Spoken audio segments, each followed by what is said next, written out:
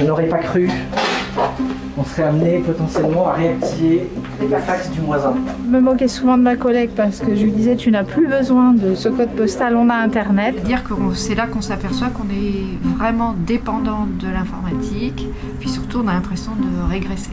Pour Brut, je vous emmène à Angers où une cyberattaque paralyse depuis plusieurs jours les sites web et les services de la mairie.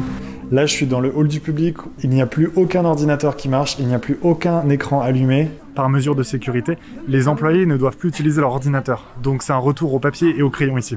Plus d'informatique, donc on n'a plus que le téléphone, et puis plus d'informatique, plus d'internet. On a ressorti le code postal de 1989, qui va nous permettre d'avoir toutes les collectivités de France avec leur code postal pour leur adresser nos courriers qu'on fait maintenant manuscrits.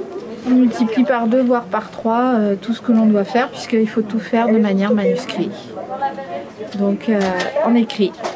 Donc on tourne par demi-journée sur les postes parce que c'est beaucoup plus fastidieux. Dans l'ascenseur, il y a une affiche, c'est écrit « N'ouvrez pas vos ordinateurs ce lundi matin, une cyberattaque a eu lieu ce week-end et endommage tout notre système d'information ».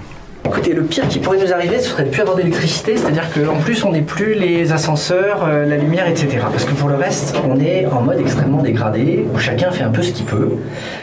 Voilà ce qui nous relie à l'extérieur à l'heure qu'il est. On avait pourtant eu un débat sur le fait de savoir si ça valait le coup de conserver ce fax, et puis on s'était dit que on ne sait jamais, ça pouvait toujours servir, mais je ne pensais pas qu'on en aurait l'usage en ce début d'année 2021. Il sert typiquement, comme hier, à envoyer le dépôt de plainte au procureur, de manière à ce qu'il arrive en temps réel, au lieu d'envoyer quelqu'un pour le porter. La cyberattaque a eu lieu dans la nuit du vendredi 16 janvier au samedi 17 janvier. D'abord, c'est le compte Twitter personnel du maire qui a été piraté, et ensuite une attaque d'une plus grande ampleur a visé les services informatiques et numériques de la mairie. Les gens entrent dans notre système, pour dire les choses de manière simple, et chiffrent, cryptent des fichiers qui normalement étaient accessibles, rendant inutilisable toute une partie de l'architecture de notre système informatique. Il y a plusieurs types de cyberattaques qui sont encore une fois généralement le fait de mafias très bien organisées.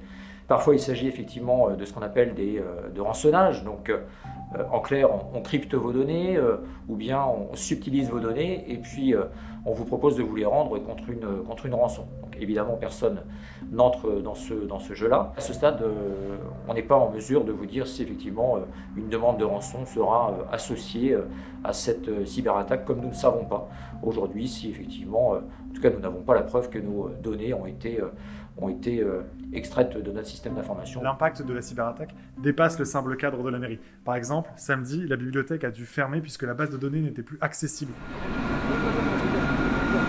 La plupart des services concrets se poursuivent. On n'a pas arrêté la collecte des ordures ménagères. On continue à alimenter en eau les robinets des 300 000 habitants de l'agglomération. En revanche, nous n'avons plus depuis ce week-end la capacité à pouvoir produire de manière normale le suivi de nos missions administratives.